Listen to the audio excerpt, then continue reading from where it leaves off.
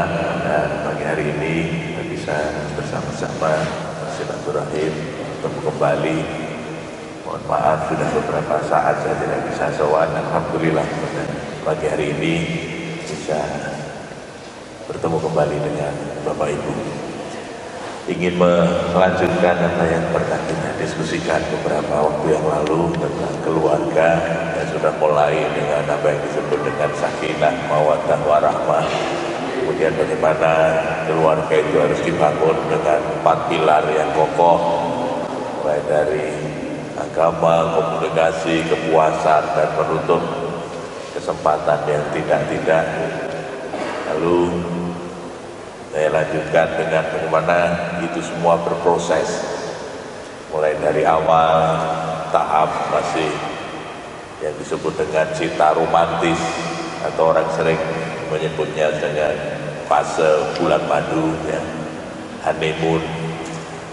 Kemudian bergerak, setelah honeymoon biasanya orang mulai ada proses beradaptasi. Setelah beradaptasi, kemudian orang sampai keluarga itu pada apa yang disebut dengan understanding, saling memahami, oh pasangannya masing-masing seperti ini. Lalu ada proses juga yang disebut transformasi. Bagaimana pasangan itu bersama-sama mentransformasikan diri kepada hal-hal yang menurut mereka berdua lebih baik, lebih sehat, lebih membahagiakan, seterusnya. Jadi ketika kita berkeluarga pasti tidak ada yang ideal, Pak. Bapaknya yang masih belum ideal, ibunya yang masih belum ideal. Nah, makanya kemudian kedua-duanya belajar untuk mengidealkan diri, supaya kalau bapak ini ya jadi bapak yang benar, kalau ibu ini ya jadi ibu yang benar, begitu seterusnya.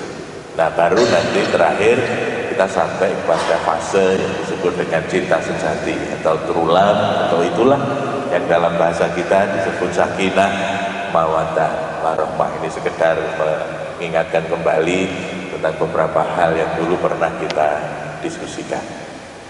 Nah, Bapak Ibu, ketika kemudian itu sudah sampai, sambil jalan kan kita ini setelah berkeluarga, mudah-mudahan sakinah. Nah, ada amanah berikutnya, bagaimana mendidik anak, bagaimana mendidik keluarga.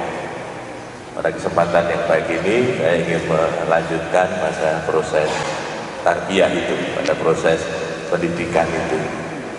Ya, bisa pendidikan masing-masing, ya pasangan itu saling mengembangkan yang masih belum berkembang dengan optimal, atau kemudian kita ke bawah pada anak-anak, pada anak cucu, pendidikan dalam keluarga. Bapak Ibu, seperti yang sudah kita alami, yang namanya pendidikan itu kan gampang-gampang susah ya Bu. Kalau pas gampang itu ya lancar, gitu, semua jalan, anaknya ya bagus-bagus, manut-manut, gitu. Dalam bahasa awam kita sering melihat putrane kok manut-manut. Tapi kalau pas ketemu angelnya itu loh Pak, dikapak-kapak gitu, orang mari-mari, terus nanti judet, sudah dilakukan dengan banyak cara, masih saja mengecewakan. Karena memang ujian yang paling berat itu biasanya anak. Kalau yang lain-lain sih, misalnya ekonomi surut atau ada masalah apa, itu biasanya keluarga masih dengan geripun tekan anak nopo putu bermasalah. Nah, sudah, nanti biasanya keluarga itu pun rodo trouble gitu, udah mulai agak bermasalah. Nah, karena itu Pak Ibu, dalam kesempatan yang baik ini mari kita mencoba bersama-sama. Pertama kan memang harus kita doakan ya, doa kita tidak pernah berhenti. Bagaimana agar anak-anak kita, keturunan kita itu menjadi anak yang soleh dan solihah, dan kemudian pada akhirnya bisa menjadi pemimpin bagi mereka yang bertakwa. Waj'alna lil muttaqina imama, bisa menjadi imam orang-orang yang hebat itu. Ini kurang karpe kita Bu, karpe. Nah, coba bagaimana sekarang kalau kita ditanya, anak ini mau menjadi apa gitu, sebagian besar jawabannya sama itu Bu, sukses dunia akhirat, soleh solihah, itu kan Bu, bakti dengan orang tua, berguna bagi masyarakat. Semua ungkapan-ungkapan yang positif dalam pendidikan itu pasti kita setuju, dan semuanya biasanya sama, maunya begitu. Tapi begitu jalan, waduh, banyak teman itu kalau ceritanya itu mesti dimulai dengan waduh itu loh, karena menghadapi hal-hal yang tidak terduga. Loh, kok perkembangannya begini, kok tidak seperti yang diharapkan. Nah, makanya ada beberapa hal yang pada kesempatan yang baik ini saya ingin memberi catatan. Sebetulnya Bapak Ibu, sederhananya yang namanya pendidikan, ya pengasuhan atau parenting atau apapun istilahnya, orang punya istilah macam-macam gitu.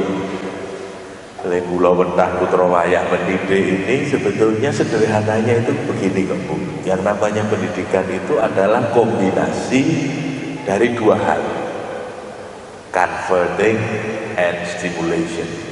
Nah, bahasa anak-anak muda itu begitu Bu. Jadi kombinasi dari converting and stimulation. Converting itu apa? Nyeneng-nyenengke. Jadi memang tugas orang tua itu yang nyeneng-nyenengke anak putu. Converting. Yang namanya nyeneng-nyenengke itu ya nuruti. Ya kan Bu? Ya nyeneng-nyenengke. Bagaimana kita menyenangkan hati anak-anak kita, maka disebut converting. Ini bukan nyeneng-nyenengke dong. Karena kadang-kadang kalau orang cuma nyeneng-nyenengke dong bisa kebablasan Bu. Dalam arti misalnya memanjakan atau seterusnya ya. Tapi ada yang kedua, maka disebut combination. Jadi kombinasi. Yang satu itu namanya converting, yang kedua itu namanya stimulation. Stimulasi. Stimulasi ini apa? Merangsang, menstimulasi. Ngide-ide kalau bahasa gitu Bu, bahasa sederhananya begitu. Jadi di satu sisi ada yang memang nyeneng-nyenengke, tapi di satu sisi ngide-ide. Mungkin kadang-kadang nyeblak dalam bahasa sederhana kita, ngeleke, mengontrol. Nah, dalam bahasa lain yang nyeneng-nyenengke tadi, converting, itu disebut warmth. Tulisannya W-A-R-M-T-H, ya, warmth, memberikan kehangatan. Jadi tugas kita sebagai orang tua itu memberikan kehangatan dalam hubungan dengan anak-anak, ya, memberikan kehangatan. Yang kedua, yang tadi disebut stimulation, stimulasi, itu ada juga yang menyebutnya sebagai yang tadi namanya warmth, kehangatan. Nah, yang stimulation itu namanya kontrol, pengawasan, kendali. Ya namanya anak-anak gitu diawasi tuh Bu, diarah-arahke, makanya disebut kontrol, ini kontrol. Nah, sing rada angel itu adalah bagaimana kita mengkombinasikan dengan benar. Wonten sing kokean angete Bu. Ada yang kebanyakan nyeneng-nyenengke. Nah, itu yang disebut memanjakan. Oh, nopo-nopo dituruti. Nopo-nopo. Nah, ada juga beberapa pengalaman keluarga kan Bu. Keluarga ini dulu prihatin, dulu kerja keras, menderita gitu, tapi kemudian sukses. Nah, ketika diparingi putra, nah kemudian wis sing rekoso cukup aku wae. Nah, ada naluri seperti itu. Kemudian napa Bu? Nyeneng-nyenengke putra wayah itu rada kebablasan. Nggih. Agak keterusan Pak, agak kelebihan gitu. Jadi anak seperti tidak diberi kesempatan untuk menderita, anak tidak diberi kesempatan untuk berjuang. Ibarat kalau orang mau jalan, sekira-kira marake nyandung, marake nopo, kakinya terluka itu sudah dihilangi dulu, sudah disaponi, pokoknya anak ini berjalan dengan sangat nyaman. memang Bu, kehangatannya tinggi. Nah, tapi sering kemudian kontrolnya kurang, pengawasannya kurang, lele-ele lengarahke kurang. Nah, nanti diperparah Bu, kalau anaknya tidak cuma satu. Ketika anaknya itu sudah 2, 3 dan seterusnya, kadang-kadang yang terjadi adalah perlakuan kita kepada anak-anak ini menjadi tidak sama ketika mengkombinasikan antara kehangatan dan kontrol. Wonten sing gandeng sing nomor 1 niku dilalah ya nurut persis karo ibune napa persis karo bapakne, sehingga kedekatan anak ini dengan anak pertama lebih. Dilalah sing nomor 2 niku rada cendrek ireng napa malih ngeyel nek didhawuhi ora terus temanggang, tidak seperti yang pertama. Nah, tanpa sengaja Bapak Ibu, seringkali respon kita kepada anak yang kedua berbeda dengan yang pertama. Nah, maka yang muncul kemudian adalah ada perasaan dibeda-bedakan. Oh, orang tua beda-bedake. Padahal sebetulnya tidak beda-bedake, cuma memang kondisi objektifnya itu membuat orang tua memberikan perlakuan yang agak berbeda. Nah, cuma karena agak berbedanya niku rada kerep, nah lalu menjadi sangat terasa. Nek sing siji melakukan sesuatu keliru mboten ditukani ya ora apa-apa, mesakake maklum mboten to. Nek sing siji kleru, wah le dukani keserot. Misalnya gitu Pak. Lalu anak ini merasa kok agak berbeda memperlakukannya. Okay. Nah, maka bagaimana kita mengkombinasikan antara converting and stimulation, antara warm and control. Maka Bapak Ibu, dalam pendidikan itu kemudian sering dibedakan dalam 4 kotak. Ya, 4 kotak. Kalau Bapak Ibu ngasih tahu kotak, nah itu kotaknya ada 4. Jadi ada kotak 4 dijejer, ada kotak pertama, kedua, ketiga, keempat. Di kotak yang pertama itu kalau digambar seperti gambar palang merah itu Bu, plus gitu ya. Nah, itu ada kotak pertama, kedua, ketiga, keempat. Sumbunya itu adalah kehangatan dan kontrol. Kalau matematika itu ada sumbu X, ada sumbu Y. Sumbu X itu yang mendatar, kita Bu, sumbu Y itu yang ke atas, yang vertikal. Nah, yang mendatar itu namanya kontrol. Yang ke atas namanya kehangatan. Itu yang tadi saya matur warm itu. Ke kanan itu kehangatannya positif. Kalau ke kiri, kalau ke kanan itu kontrolnya positif, karena tadi yang di bawah ini kan kontrol Ibu. Kalau ke kanan itu kontrolnya positif, kalau ke kiri kontrolnya negatif. Seperti kalau sumbu X dan sumbu Y itu ke kanannya positif, ke kirinya negatif. Begitu juga yang naik Bu. Yang sumbu Y itu yang namanya kehangatan, itu kalau semakin ke atas semakin hangat, jadi positif. Nanti kalau di perapatan itu ke bawah negatif, kehangatannya kurang. Nah, sederhananya begini Bapak Ibu,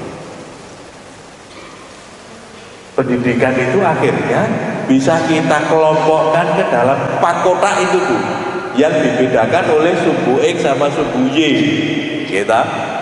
Nah, yang ke kanan tadi kontrolnya positif, yang naik kehangatannya positif. Nah, kalau pendidikan kehangatan sama kontrolnya itu semuanya positif, itu namanya otoritatif. Namanya pola yang otoritatif.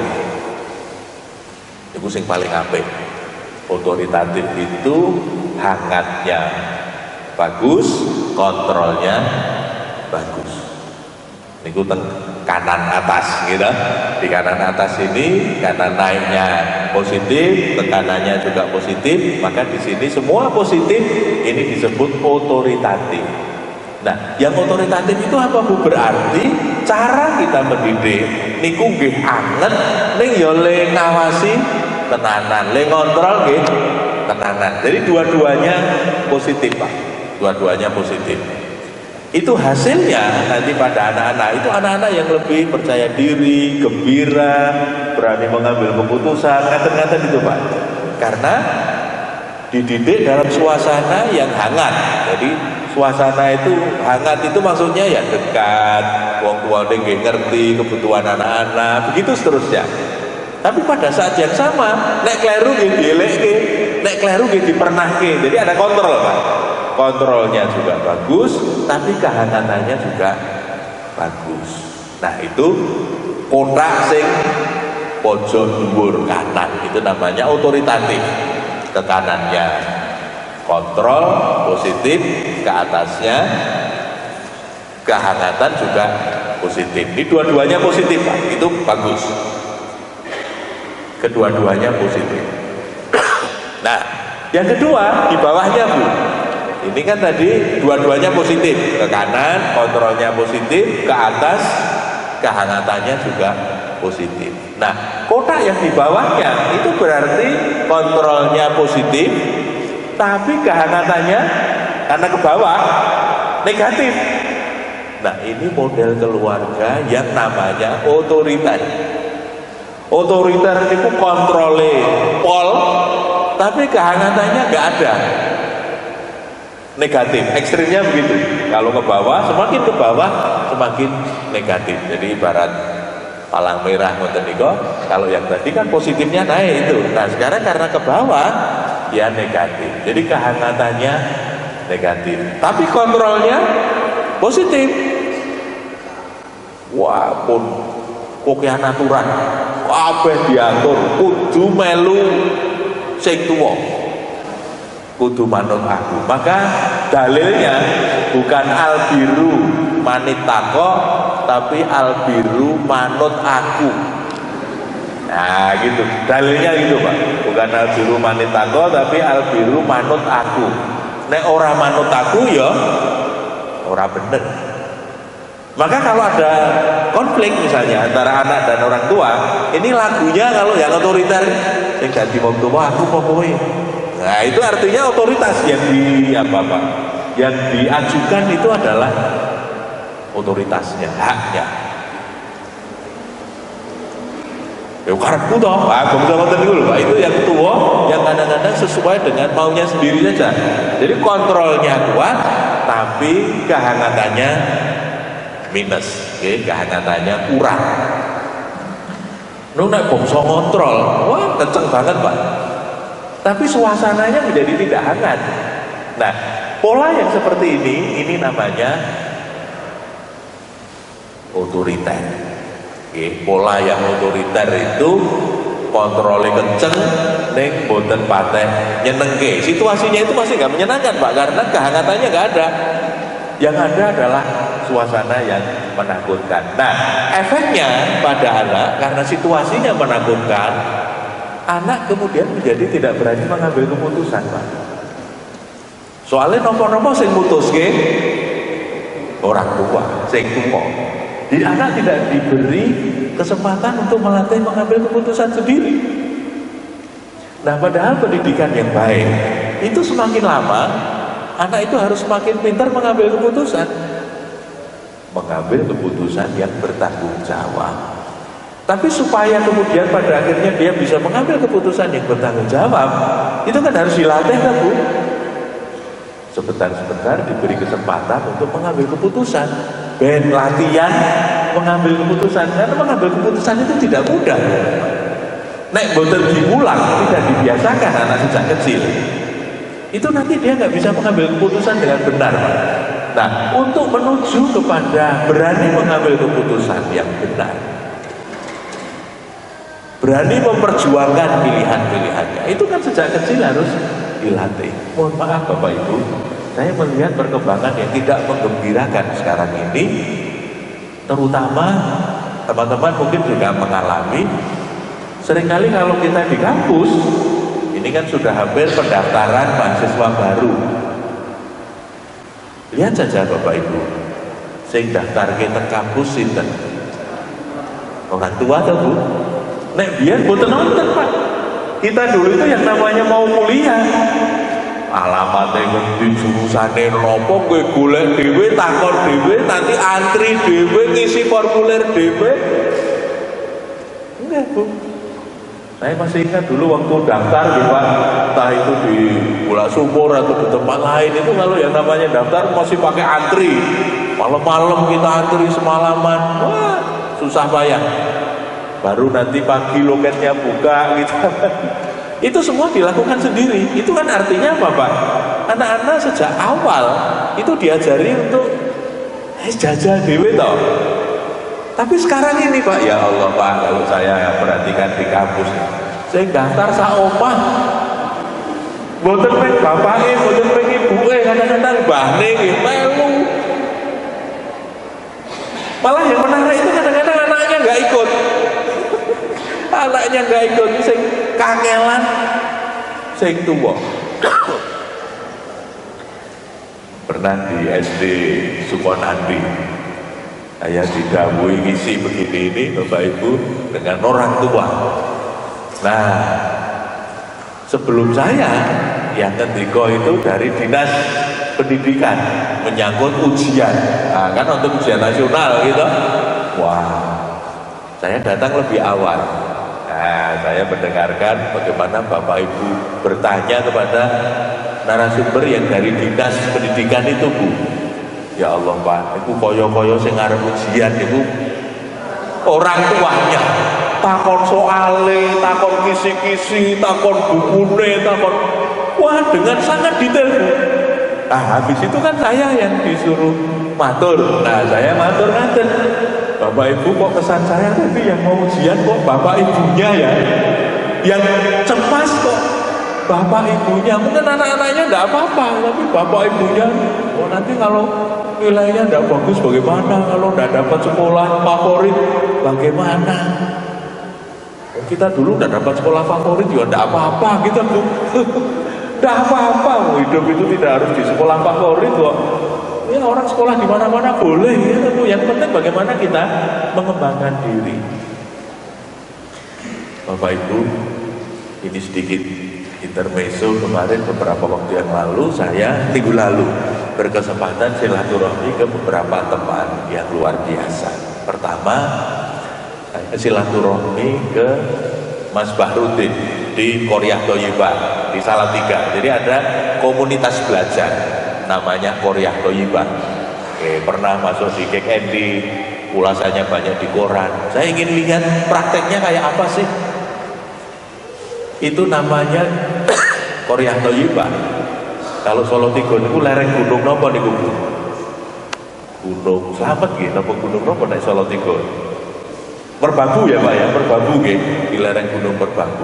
Itu di Kecamatan Tikir, di Kali Bening. Kali Bening di kaki bukit, itu anak-anak petani Bu. Petani, gunung, desa. Saya masuk ke sana itu Solo Tigo itu saya kemeringet Bu, masih jauh. Salatiga masih jauh.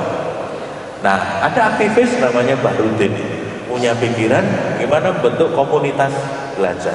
Jadi anak-anak ini dibimbing di rumahnya dengan model tadi, menurut saya ideal dari sisi kontrol dan kehangatan.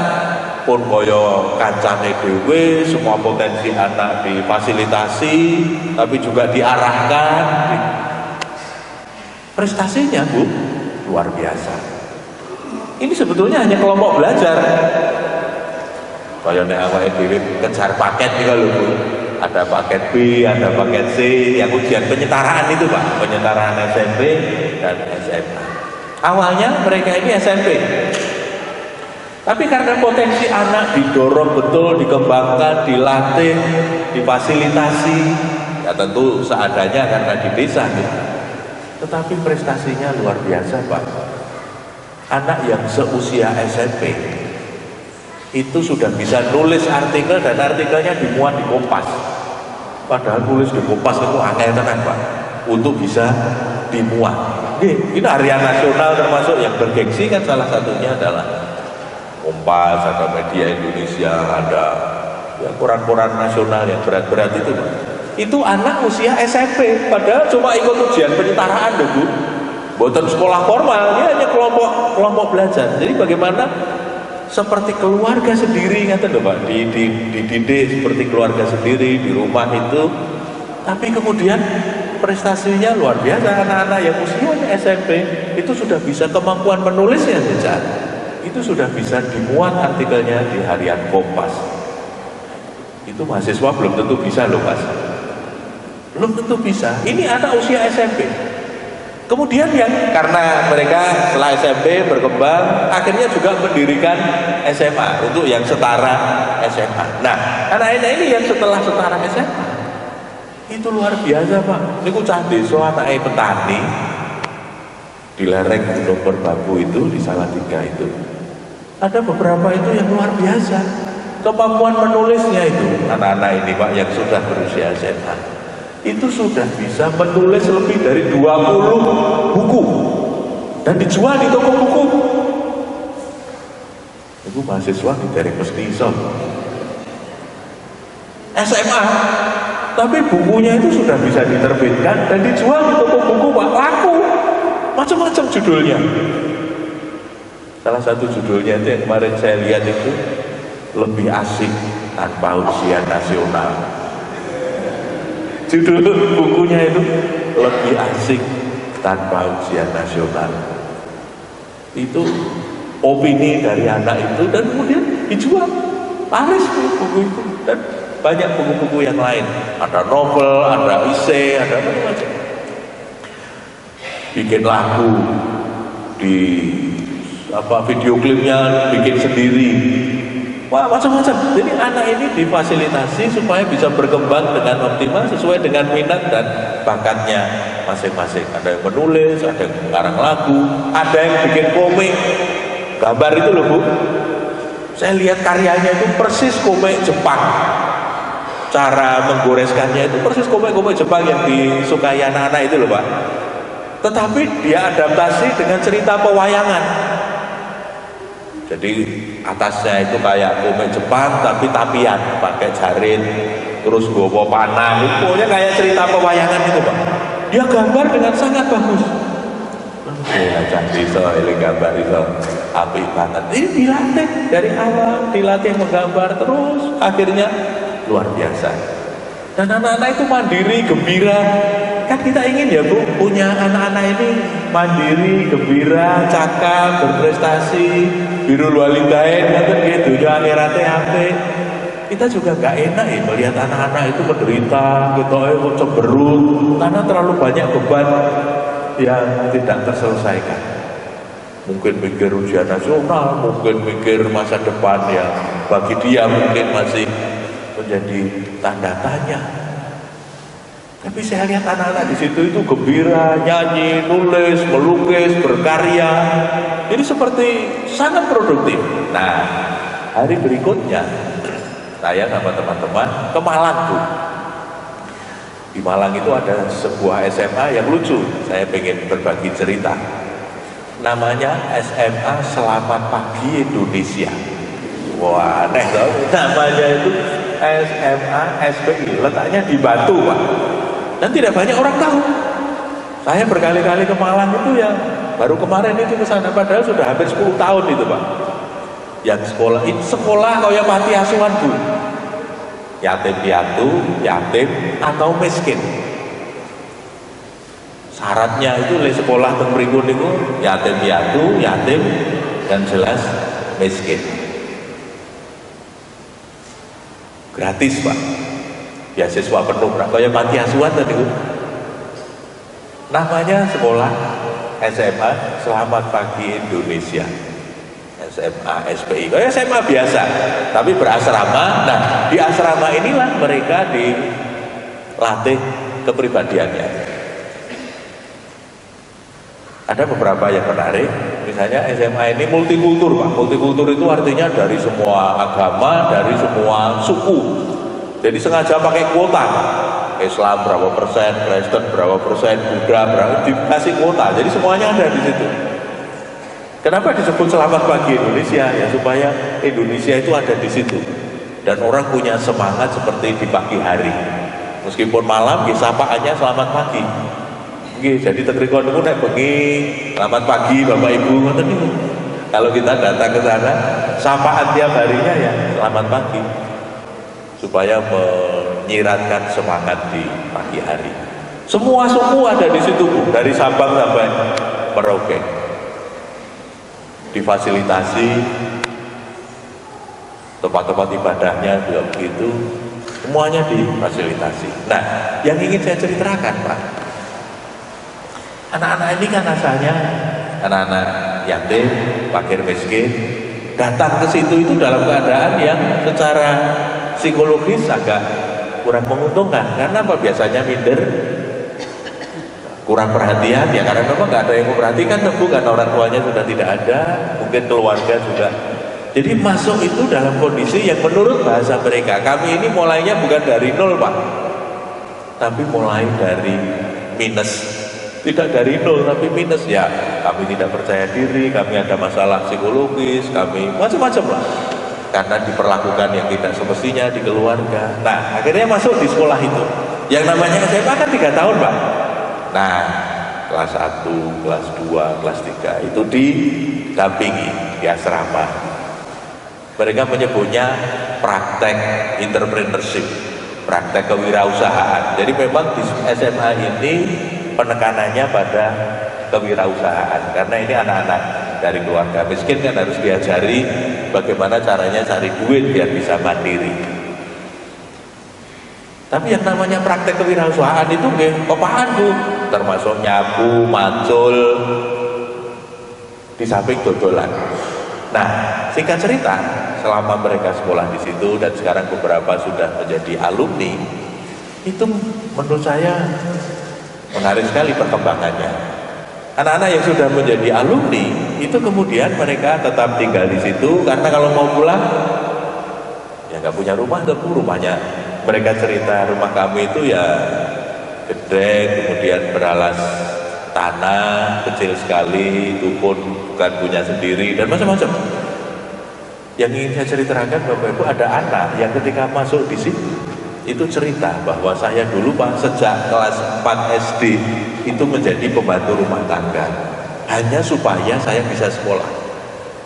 Saking nggak punya biaya, kelas 4 SD itu menjadi pembantu rumah tangga. Kemudian SMP dia jualan di pasar. Dia cerita, kadang-kadang Pak saya ini marah juga. Oh, yang lain bisa main-main, saya harus jualan ke pasar. Hanya untuk supaya saya bisa sekolah SMP. Karena ini jualan. Nah, SMA-nya masuk di SMA itu. Kemudian mereka bersama-sama mencoba belajar bisnis, usahanya macam-macam. Sekarang sudah ada 12 divisi usaha. Dilatih berusaha mulai dari yang kecil, Pak. Nah, termasuk mengelola tamu-tamu yang datang. Ada penginapan. Jadi karena di situ asrama, asramanya juga dibikin penginapan yang nanti kalau orang menginap di situ harus bayar. Singkat cerita, Bapak Ibu, omsetnya mencengangkan.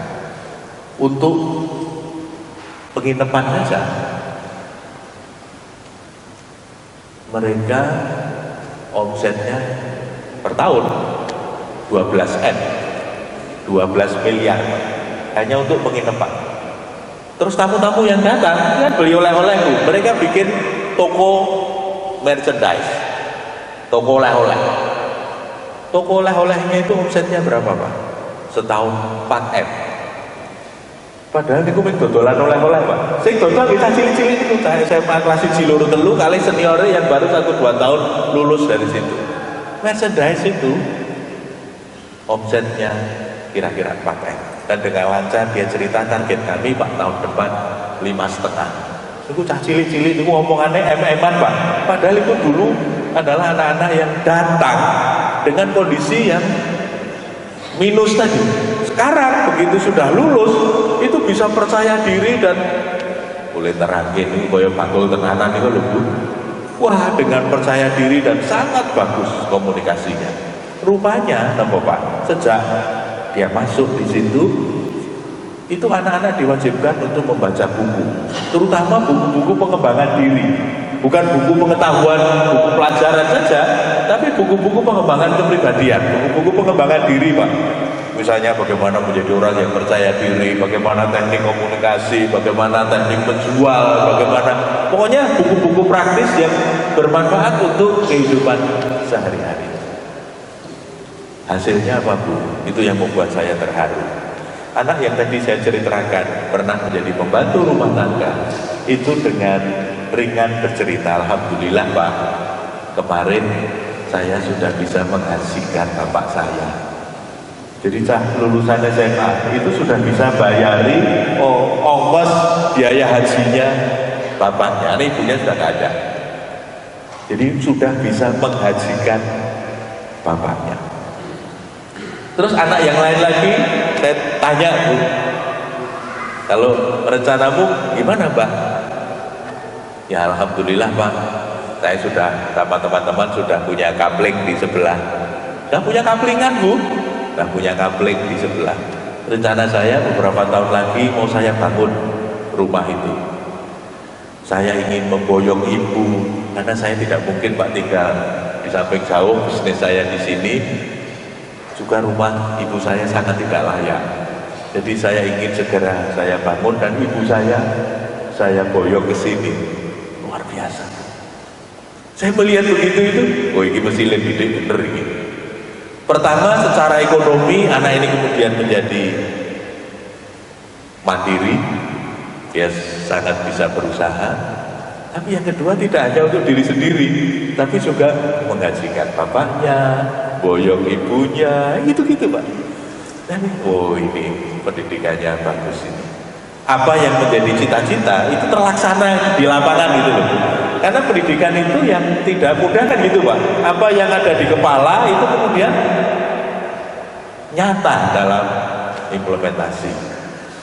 Kemarin saya ketemu teman di majelis pendidikan wilayah di BWM, saya bilang kan, nah tujuan pendidikan Muhammadiyah itu kan cakap, percaya pada diri sendiri, dan berguna bagi masyarakat dan negara. Nah berarti ya seperti itu, cakap, komunikasi, terampil, ngibadahi, HP, sesuai dengan agamanya masing-masing ya, karena mereka ini multikultur.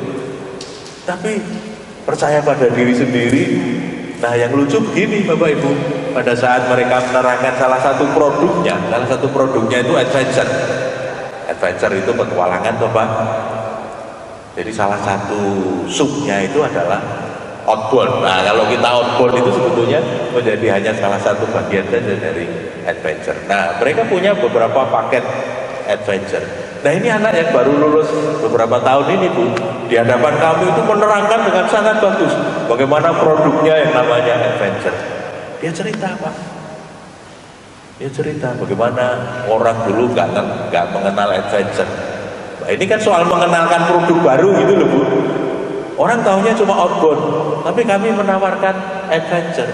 Wah dia cerita panjang lebar. Nah yang membuat teman-teman saya ketawa, karena teman-teman ini kan tahu saya belajar psikologi Bu, saya di Fakultas Psikologi. Nah anak ini menerangkannya begini Pak, kalau di dunia marketing itu yang penting kan apa Pak? Kita mainkan sisi-sisi psikologisnya itu loh Pak. Kita sentuh pakai psikologis dari teman-teman itu jawel-jawel saya. Lagi waktu mau diulang cacile. Tapi kan menarik sekali bagaimana anak itu dengan sangat percaya diri menerangkan bagaimana marketing bisnis yang sedang mereka kembangkan. Nah, karena kebutuhan di situ, lalu mereka mengembangkan lagi, ada unit lagi yang namanya tour and travel. Nah, ketika anak itu diberi amanah untuk mengelola tour and travel, tidak punya pengalaman tuh. Terus paket pertamanya apa Pak? Tour ke Bromo. Nah, yang lucu, anak ini belum pernah ke Bromo, tapi menawarkan paket tur ke Bromo. Apa yang dia lakukan Bu? Browsing. Dia cari di internet, dia cari. Akhirnya dia tahu yang namanya Bromo, perjalanan berapa lama, begini begitu. Dia bikin leaflet, ditawarkan, meyakinkan orang. Akhirnya ada kelompok yang mau ke Bromo. Nah, dia kan harus mengantar ke Bromo. Dia harus nerangkan, Bu. Dia mulai nerangke nggih mergo saka internet niku dhek dereng nate teng Bromo. Tapi itulah anak muda yang berani, yang kemudian bisa meyakinkan orang lain. Dan hasilnya MM-an itu loh, Bu. Awake dhewe nggih MM-an kita, Bu. 500, 1000. Nah itu M-nya miliar betul ya, Bu. Jadi tour ini, tour and travel ini baru 1-2 tahun, Pak, omsetnya sudah hampir 1 M. Ada dimulai dari nggak ngerti Bromo, nggak ngerti dunia tour, mereka sudah punya armada sekarang. Kalau misalnya kita mau piknik ke sana, itu bisa aja naik kereta, nanti dijemput oleh anak-anak ini yang jemput, Bu. Pakai mobilnya sendiri dijemput. Nanti kalau ada hitungannya tuh, Bu. Nanti kalau nginep ada hitungannya lagi. Nanti kalau makan, mereka punya usaha juga restoran. Itu sing blonjo nggih bocah-bocah niku, sing masak nggih bocah-bocah niku, sing melayani nggih bocah-bocah niku, Bu. Sing jadi manajer ya anak-anak itu. Oh, ini yang namanya pendidikan yang nyata, gitu, Bu. Mereka menyebutnya dengan istilah pendidikannya itu namanya experiential learning. Jadi belajar sambil mengalami, dibimbing. Nek janjane awake dhewe riyen diulang wong tuwa nggih ngoten niku ta, Bu, jak ning pasar, jak kulaan, jak. Akhirnya kemudian kita punya kepekaan, saya tahu nyang-nyangan Cino itu karena dulu sering diajak simbah ke Kulaan, ke Bringarjo, bakule Cino, supaya yang lain tidak tahu le nyang-nyangan piro kan pakai angka-angka bahasa Cina itu. Si bahasanya itu tidak sekolahan, Pak, tapi bisa. Nah saya karena sering dengar ya sedikit-sedikit bisa.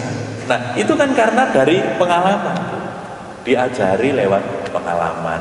Nah sayangnya Bapak Ibu, model pendidikan kita sekarang itu justru yang banyak pengalaman itu dikurangi, ditarik kokean teori.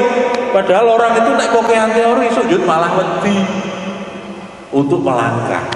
Nah sementara yang saya lihat di lapangan itu beberapa pola pendidikan yang saya anggap berhasil itu justru banyak pengalamannya, seperti kita dulu diajari langsung kon ngewangi. Nah saya sekolahanku simbah saya itu tidak sekolahan. Dulu kalau saya ngewangi di toko, simbah saya dulu jualan kain, Bu. Kalau jualan kain itu kan hitung-hitungannya rada rumit, Bu. Misalnya kain itu 1 meter, katakanlah misalnya berapa ribu gitu, kan kalau laki-laki belinya misalnya 1 meter 1,5 atau 1,10 misalnya gitu, Bu. Itu terus ketemunya piro, itu saya cari kalkulator, Bu.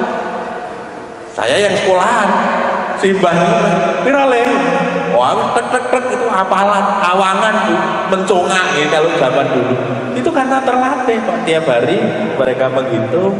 Jadi caranya menghitung, kalau beli sekian tinggal dikalikan, itu caranya itu sangat praktis dan efektif. Nah saya yang sekolahan dadak golek kalkulator zaman riyen dari ngonten HP Android harus cari kalkulator ngitung. Nah ini kan salah satu kelemahan sebetulnya, Bu. Justru kemunduran bukan kemajuan. Di satu sisi wong sekolahan itu teori ini apik, ning prakteknya kurang. Nah kembali ke segi 4 saya tadi, mari kita coba yang namanya kehangatan dan kontrol itu jangan cuma teori, Pak, tapi prakteknya juga harus betul. Bagaimana caranya memberikan kehangatan, bagaimana caranya mengkontrol, itu juga harus betul. Jadi saya sudah menyebut yang pertama otoritatif. Otoritatif itu yang kehangatannya bagus, kontrolnya bagus. Di bawahnya ada yang namanya otoriter. Otoriter itu kontrolnya bagus tapi kehangatannya kurang, minus gitu, itu namanya otoriter. Nah kalau kita tarik ke kiri lagi, kotak yang nomor 3 itu yang di bawah, kita dari atas ke bawah kemudian belok masih di bawah, Kalau ke bawah itu kan artinya apa Bu? Kontrolnya kurang, kehangatannya kurang. Nah itu yang paling bawah, ini kotak yang paling bawah ini kontrolnya kurang, kehangatannya kurang. Nah ini yang paling parah ini Bu. Anak ini dicuekin. Nah biasanya banyak yang bermasalah itu di sini. Jadi kontrolnya gitu, tetapi kehangatannya juga tidak ada. Nah kita tarik naik sedikit ke atas. Nah sekarang udah komplit nih.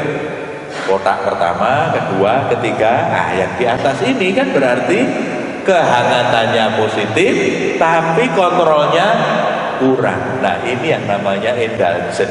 Indulgen itu dimanjakan. Orang yang dimanjakan itu apa Bu?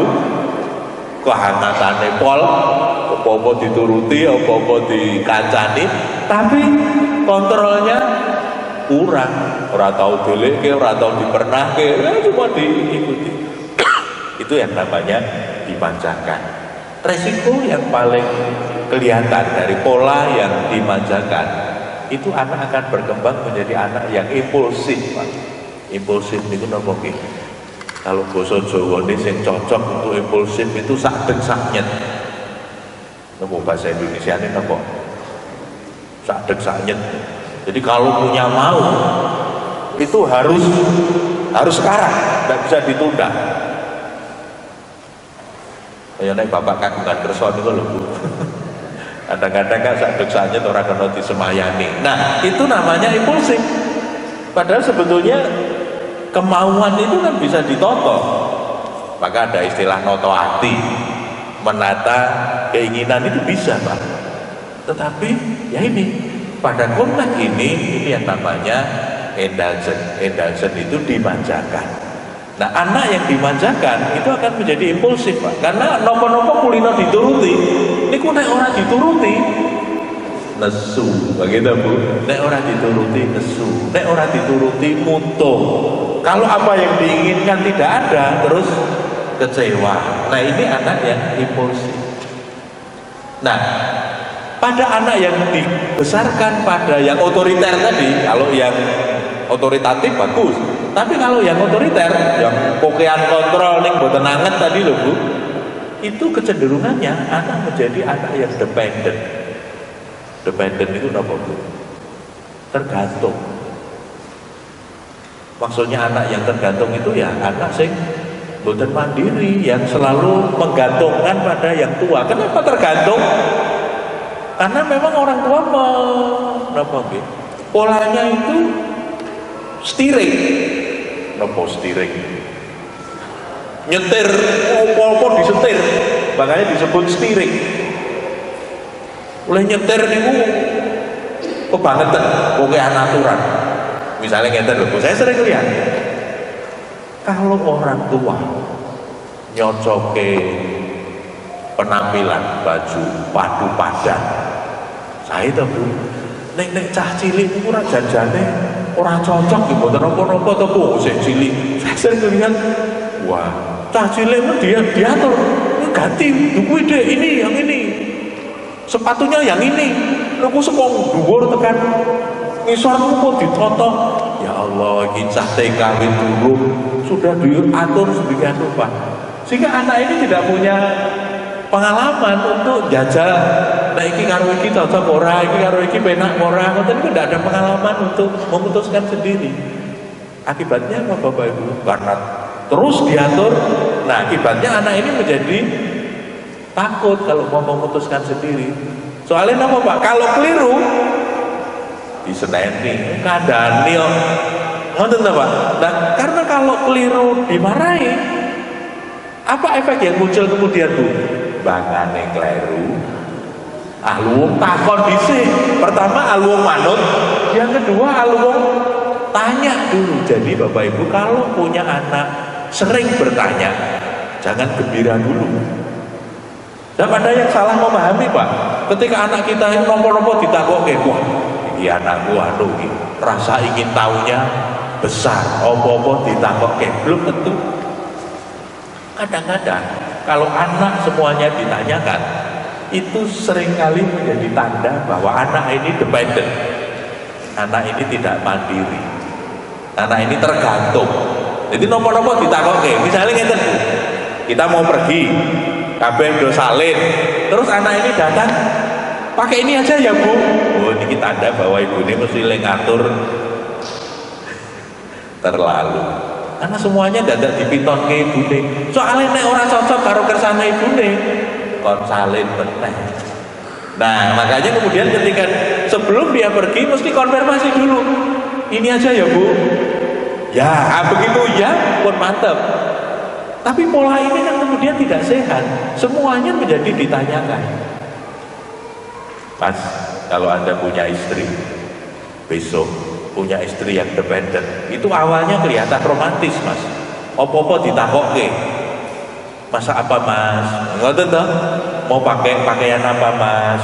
Acara kita hari ini apa Mas? Kan kelihatan romantis sekali. Neng suwe-suwe jelai.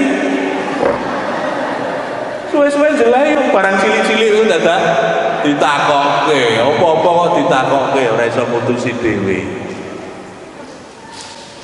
Nah, hati-hati. Tidak mudah kita punya pasangan yang dependen. Nanti mau apa nggak berani, jalur diterke. Nah banyak orang tua yang sekarang itu mengembangkan anak-anaknya justru cenderung menjadi anak yang dependen itu loh Bu. Pengen daftar ke sekolah, dadak wong tuane. Arep blojo ning pasar itu le takon engko le matur piye? Arep blojo ning pasar dadak takon le matur piye? Kalau diminta untuk menawar, le penawar piye? Karena nggak punya pengalaman menawar Bu.